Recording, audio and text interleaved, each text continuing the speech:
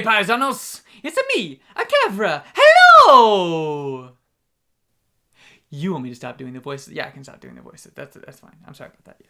So today, I would like to do a review on the Super Mario Brothers movie.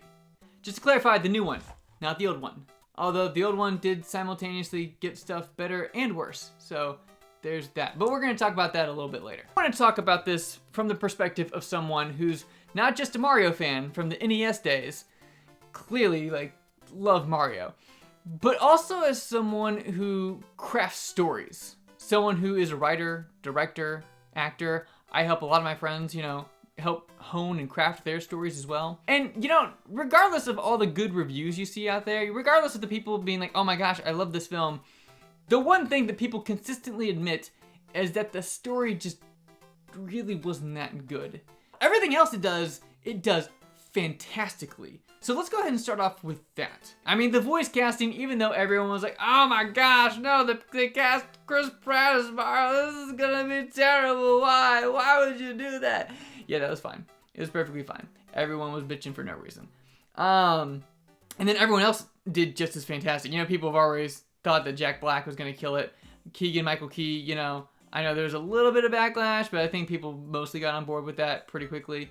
I mean, it's really just the Chris Pratt. That was the only, and maybe Seth Rogen's Donkey Kong, which I always thought was brilliant because I'm like, his laugh sounds like a gorilla. I'm like, yeah, that's pretty apish to me. That works. So, yeah, I think the voice casting was just absolutely stunning. Phenomenal job. I think the film looks absolutely gorgeous. I mean, there's that meme going around of like, this looks like a PS5 game. And so yeah, the graphics for this movie were absolutely stunning. And then one of the most important parts, I would say, is the fact that they did a faithful adaptation, right? Like, this movie was not a faithful adaptation.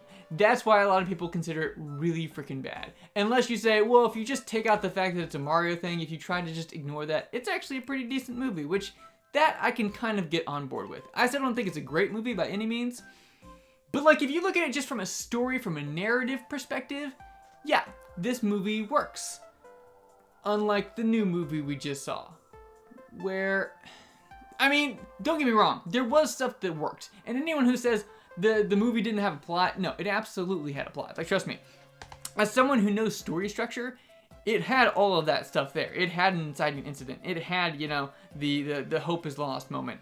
It had, the climax. It had everything that you would need for a story. So for someone to say it didn't have a plot at all doesn't really make sense. It absolutely had a plot. It didn't really work that well. And for some people, that's not a big deal, right? Because, some people love action movies with really bad plots, and they just want to go see the action. Like John Wick, for example. I know a ton of people love John Wick. Personally, not my cup of tea, because, it's a very simple, basic story. So when I watched John Wick for the first time, after people were like, oh my gosh, you gotta watch it, it's so cool, I was like, okay, yeah, the dude's getting revenge because his woman's dog died. I get it. It's not exactly inventive storytelling. I'm not like, ooh, what's gonna happen next? I'm like, oh, that looks cool. Yeah, that looks cool too. Yeah, that looks pretty cool. But it doesn't hit me in my... I mean, the reason I see a movie or a television show is usually for the story. But if you're not one of those people, that's perfectly fine. I mean, art is subjective. So if you're someone who absolutely loved the Super Mario Brothers movie, I get it. Because, it had so many great Mario elements in it. It had so many, song references, references just from the games in general. So if you're just like, oh my gosh, it's Mario on the big screen, he's on the Rainbow Road, there's a blue shell, and Bowser loves peaches, oh, so good. That's perfectly fine. I perfectly understand that opinion. If you're someone who's like me, and it's like, yeah, all that stuff was nice, but it really didn't land well because I didn't like the story. The story wasn't really good. The characters, weren't that gripping. You need the story in order to like all the other things. And that's an opinion I get to because that's kind of the way I felt about this movie. So let's go ahead and start from the beginning because That opening scene with Bowser, and he tears down the Ice Kingdom in order to get that MacGuffin. The MacGuffin is like the big thing of the movie, the object that you kind of want. That all starts off really good, right? You set up the danger, the threat of the movie. He's got something that's gonna help him, take over the world, or whatever. And so that scene works absolutely perfectly. Then we switch over to Brooklyn, and we try to get invested with Mario through sympathetic moments. Whether it's, him being bullied by Spike, or, he's launching his new commercial for the company he started, and his first job goes awry, or, his family kind of doesn't believe in him. But, like, none of that really works because it all happens in one day, and, like, that commercial just launched, right? Like, even if that one job went awry, that commercial is going to be continued to show, like, around the city. He's going to get more opportunities. So, like, him being like, oh, man, I spent all my money on that commercial, and that was, like, my one big opportunity. They act as though that commercial was only going to air once, and, like, the only people who were going to respond to it were the people who called that very first day it aired. And that's a ridiculous notion, because that's not how business works. Like, that's not how, no. Like, so, if they would have done, like, a montage of time, if they would have showed, like, seasons changing, like, from then up until the point of, like, he's looking at his bank account, he's basically, and he got nothing left. He doesn't have a family to fall back onto. He's gonna get, like, evicted, and he got his brother, like, tangled into this. Then you actually feel for the character. And if you feel for the character, you get invested in the journey that they go through. But that doesn't happen here. That completely falls flat because of just really bad writing. So after a really great opening scene, but a bad Act 1 overall, we start to get into Act 2. And Act 2 has small problems all over the place. Mostly just problems of convenience for the story. For example, we eventually catch up with Bowser, and we see that he still has the star. He still hasn't used it, and we're not exactly sure why he has not used this power-up.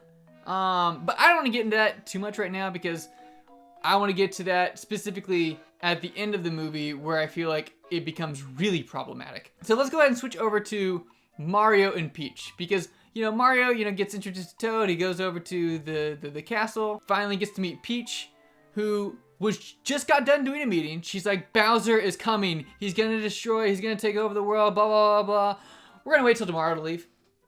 Again, one of those things that's kind of convenient because Mario just happens to show up right then. It's not the worst writing in the world, but, like, you could have done something better. You could have just changed the time of day. Like, if the sun was going down and you're gonna wait until daylight to go, that would have easily fixed that problem. But at the same time, with her being like, we need to go get the Kong army. We need to get this army because all you Toads can't fight. And then she's like, I can't bring along this mustached man. And then she changes her mind for a reason I don't even remember. She's like, I'm gonna train him. And I'm like, why are you gonna spend all night, like, training this dude? Like, you're about to go get an army of Kongs, and I feel like you don't care about this specific one mustached man. Like, it's not like you think that he's gonna be able to take down Bowser by himself, kind of a situation. So this is just kind of like a weird montage that just is really just there to explain power-ups, and also to establish that Peach is in fact a badass. Which, I mean, I kind of wish that she wasn't. Like, I don't wish that she was the damsel in distress. I think that actually Luigi being the one who was captured makes so much more sense, because Mario actually knows Luigi. There's a reason for him to go to the Darklands to take on Bowser to rescue his brother instead of just some strange lady he just met. Or, that he didn't even know existed until, the Toads are like, oh, our princess is in danger. You gotta go find her. She's in another castle. Kind of a situation, right? I wish that Peach just would have been, like, a really good leader, like, really good with economics. Like, she was, like, still a really strong character, but, like, just not, like, a total badass, where it just seems like she's even better than Mario, because Mario is supposed to be the guy who saves the day and does the thing and all that kind of stuff. So I just wish that, at the very least, she just wasn't as good at him. Like, she's been training for years and she still hasn't quite mastered it yet. And then Mario is able to get it by the end of the night, kind of a situation. That's just one of those weird things where, like, I get it. They wanted to make sure that the audience knew that, you know, the one female character that's in this movie is, you know, capable of doing things. She's not just the damsel in distress. So I get that. I get that. But I just wish she was stronger in different areas as opposed to being even better than Mario at the thing that he's supposed to be good at. So, and then once they eventually get to the Kongs are like, oh no, we're not joining your army. Like, we're not gonna help, you know, fight against Bowser because reasons. But it was just a weird thing because, you know, it was really just there to set up a Mario versus Donkey Kong fight. Like, again, it was just a convenient conflict. Speaking of conveniences, after that, what do they do? They get on Rainbow Road. Why? Because you gotta have a Mario Kart reference. And that was just the really weird thing of, like, they get to the Kong land and the first thing they do is get in the cart and that Kong is driving them around and everything like that. You got Take On Me going, and I don't really understand why Take On Me was there when you could have easily done, like, a Mario Kart track. Like, do-do-do-do. You know, they could have done anything. They could have done DK Mountain, like, from Mario Kart. After that moment, and then after, like, Mario defeats Donkey Kong, it's suddenly, like, this big, like, oh, we got all the carts here, and we just have this one little off-ramp that takes us directly to Rainbow Road, and it's like, I mean, that really feels shoehorned in there. Like, that doesn't seem like it just makes sense, like, logically for the script. It feels like that's just, like, Miyamoto said, hey, we gotta have Rainbow Road in there. Everybody loves Rainbow Road. Nintendo fans love Rainbow Road. So just find a place to put that in there. And the writers were like, okay, sure. And I think that's one of my big complaints about this movie is that it feels like, and I know that people love this about the movie, it is just an Easter egg palooza. It is just a reference palooza. But I do think that it kind of pigeonholed the writers a little bit. And I kind of blame Miyamoto specifically for this because there's an interview where he talked about how important it was to have, you know, all those moments that people were loving inside the Mario movie, and then it was Illumination's job to, you know, make it into a story. So it felt like they had a lot stacked against them because they had a incredibly difficult task of, like, basically seeing this checklist of things that they needed to have, or they just needed to make sure there was a constant Mario moment happening, whether it was Donkey Kong versus Mario, or Rainbow Road, or Bowser's Castle, or, you know, whatever the situation was.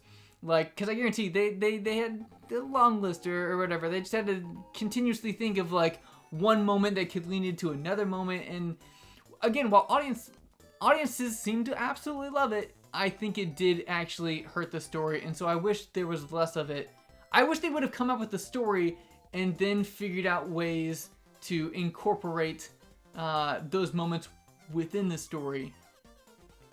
Again, that's just speculation on my part. I'm not exactly sure how it went down. I know there's been, like, a lot of planning for this movie. I'm sure there was different drafts and whatnot, but that just felt like it really hurt the movie overall.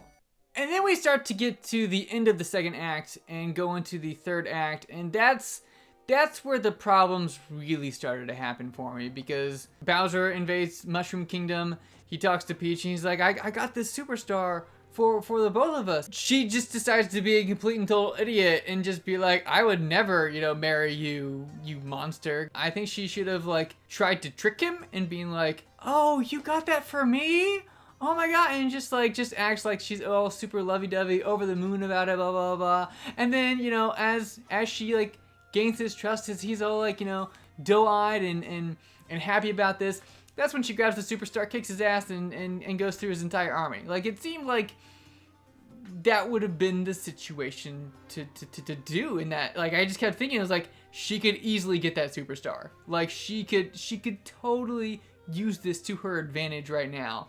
And she's just being stupid. And again, it makes me wonder, it's like, okay, Bowser, like, why couldn't you just use, I mean, you can still be together and you have the superstar. You don't have to use it at the same time, because, you know, at that moment in my head, I was like, you can't both use the superstar at the same time, I don't think. Again, wasn't exactly sure how this MacGuffin was supposed to work. I assumed it was just going to give him, like, superpowers and make him, like, super powerful and all that kind of stuff.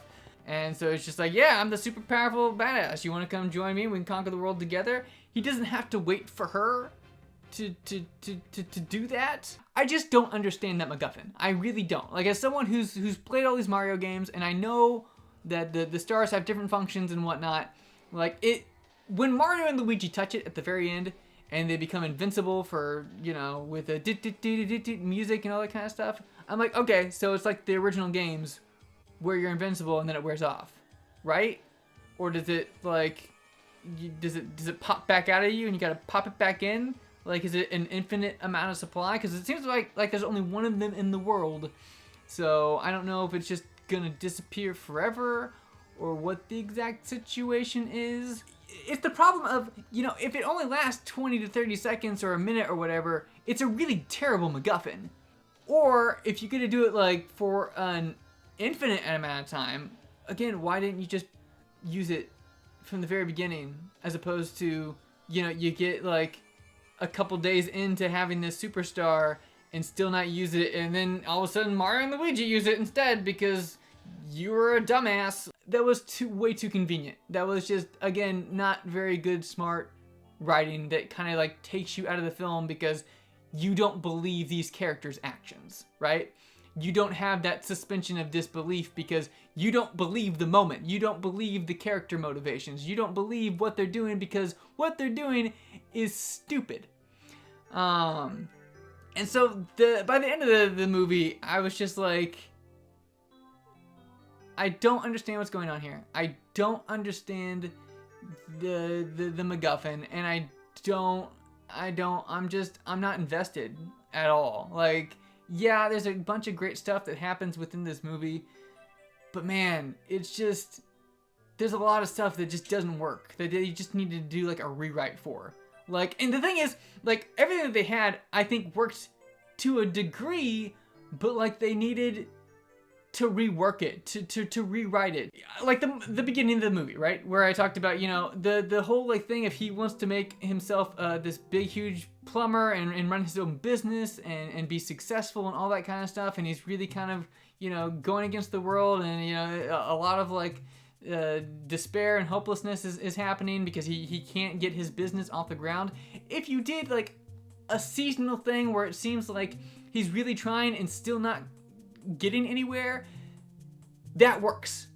But if you just have it be one day, that doesn't work. And I just feel like if you added like a half an hour to this film, or even maybe like just 15 minutes, just to embellish some of the things that did not work, to explain some of the things that just were stupid, this movie could have been amazing. But to me, it wasn't, because again, the story just did not work. And you can say, oh, it's just a kid's movie, like, don't look at it that way, but, you know, if I can't get invested in the story, if I can't get invested in these characters, if I have to overlook so much because it's a kid's movie, I say the movie doesn't work. Personal perspective, again, you may not care about those things. You may say that, you know, the plot doesn't even have to make sense, and you are still completely on board. And again, that's perfectly okay. Maybe you felt like me. Maybe you felt like the movie didn't really live up to what you were hoping it would be. Let me know down in the comments below, and until next time,